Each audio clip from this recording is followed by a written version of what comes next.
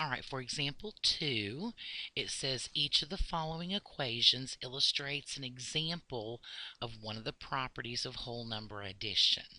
Fill in the blank to make the true statement and identify the property or properties. So remember, we went over those properties, the main ones being commutative, associative, and identity. Okay, so I want you to just take a few minutes and see if you can figure this out just by knowing those definitions, and then you can come back and we'll go through them together. So push pause now.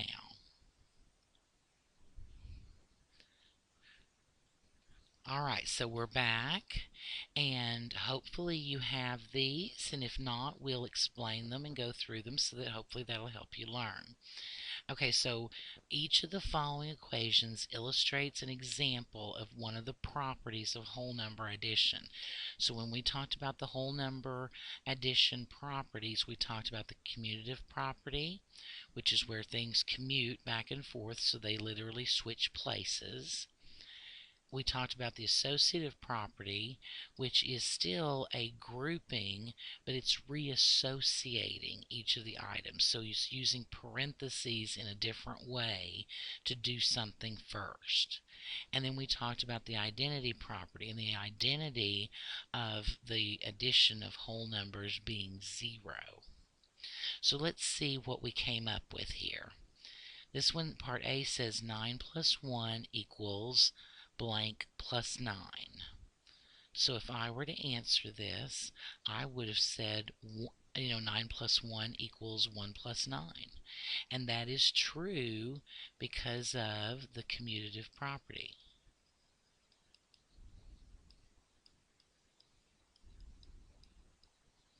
Because the commutative property says that we can switch the order of what it is that we're adding together, and it doesn't make any difference. It doesn't change the problem. Okay, what about the next one? We have 7 plus 3 plus 5 equals 3 plus 5 plus, so did you say 7? Because they have all the same numbers, right? It's just missing the 7. Now, what property does this demonstrate? You might be tempted to say it's an associative property because of the 3 and the 5 being grouped together. But look at this. The 3 and the 5 stay as an initial operation before you do the outside in order of operations. So what we're literally doing is we're taking, let's say here's the 7, and let me get another color here. Here's the 3 plus 5. So really those things have literally switched places. So that is the commutative property. They've commuted back and forth. All right, what about this next one, part C? Part C says A plus something equals A. Okay, so what could you add to a number and it doesn't change it? It gives you that same original number back. That would be 0, right? A plus 0 equals A. Well, what about over here? If we look at this as kind of two separate equations, something plus A equals A. So again, that would be 0. 0 plus A equals A. So this is kind of a three-sided equation, but it's not too bad. All right, so we've added the identity so that our variable does not change. So this is the identity property, mainly. We could also say there was some commutativeness going on there, but the main object there is that it is a identity problem. Okay, here we have one that says 7 plus 3 plus 5 equals 3 plus something plus 5.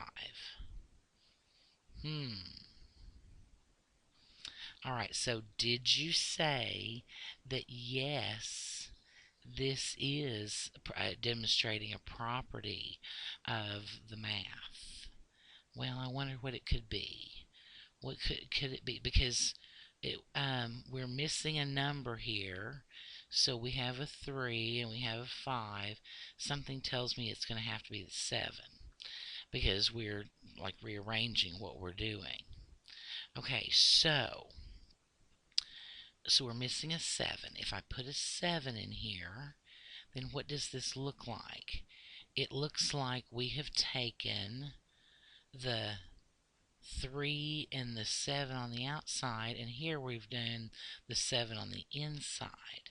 So that is a associative property and a commutative property, because not commutative property we are in the exact same order, but associative property we're changing things around with parentheses to show that you do one of them before the other one. So this one actually has two properties. It is associative and commutative. And it is possible to have multiple styles in each single problem, so don't get frustrated with that.